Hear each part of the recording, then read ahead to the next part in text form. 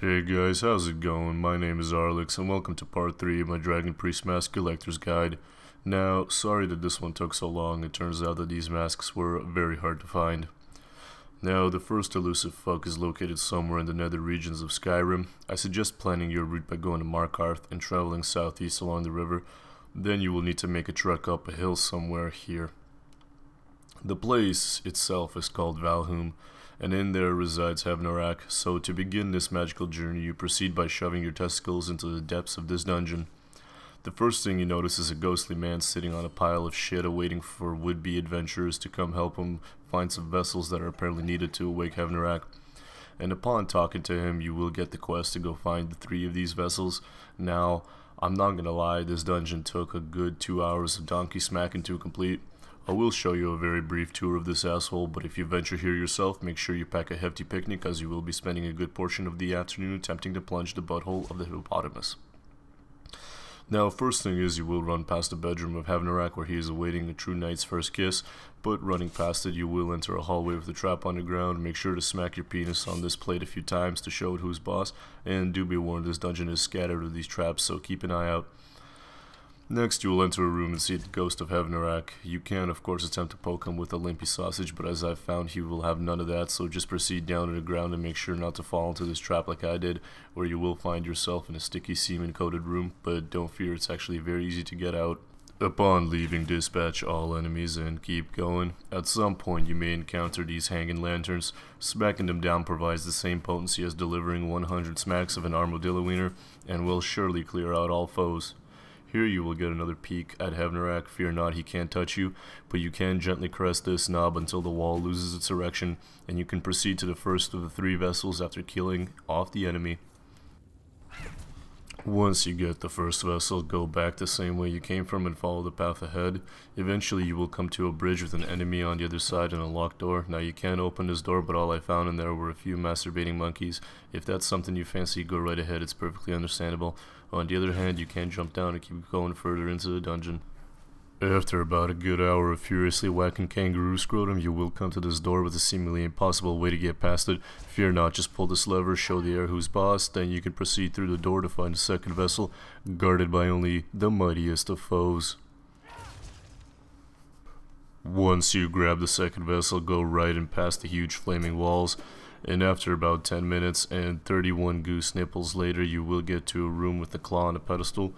Once you grab it, the 4 assholes start spewing flames, and once those are done regretting the tacos they ate today, you can go forth to the locked puzzle door. As you may notice, placing a floppy poodle into the orifice of this door is highly unadvisable, as it is locked by the most cunning of traps. To solve this, you must find the claw in your inventory, and upon careful inspection you will notice someone left shit stains on the claw, with which you must match the hieroglyphs on the door with. For those of you who can't read, the pattern is dragon, eagle, wolf, and once you have those lined up, only then can you stick an erection into the door and it'll finally open. Literally in the next room, the final flask is located. Kill the enemies and it's all yours to use as your imagination pleases.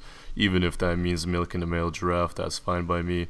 There is a new shout to learn, as with any dungeon, and this one in particular allows you to see living things in the way of tiny stains on your vision. Now, to get out of this place, walk this way toward this metal door, and there will be a secret chain for you to smack your titties on.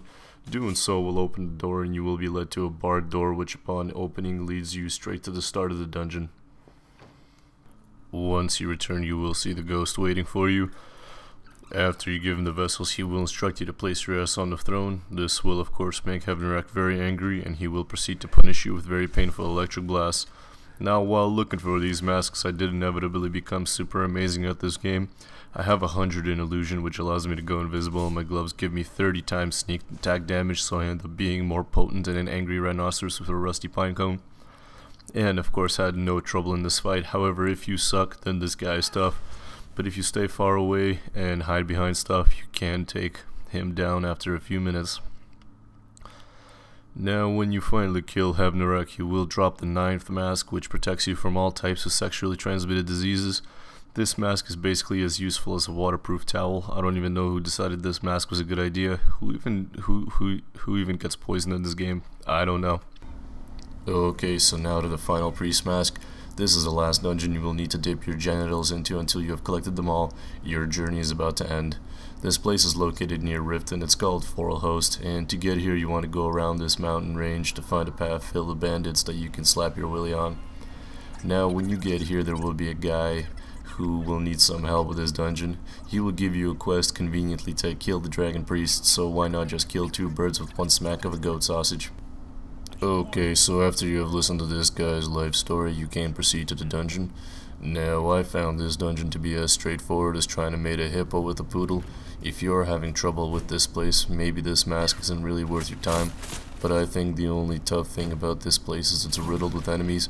However, if you are like me and are more overpowered than a cow riding a pig, you might find this easy to do so too. Seriously, if this segment hasn't convinced you, getting 100 in illusion basically breaks the game. Having the ability to be invisible and backstab people means that I am literally more invincible than Superman's nipples right now. Now, however, this dungeon does have the perfect counter to alien nipples, and it's booby traps, so be on the lookout for all these traps. I know I fell victim to their titty smacking power several times during this run. At some point you should enter this area where a guy jumps out of his bed and gets angry at you for disturbing his slumber. Dispatch him and his friends and make sure to look into the chest and take the key. It will be useful later. Soon after you will come to a well. If you paid attention, you don't need to bother getting your dick in a bagel over the lock and just use the key you had. Then dip yourself into the water and swim out the other side. After another while you will come to a place that looks like this. There will be another claw thing here, so make sure you rub your titties over it or you will regret it later. Now the pattern for this door is written on the claw, but I can just tell you it's a dog, a vagina, and a pile of shit. Make that combo, then insert the claw vigorously until the door opens.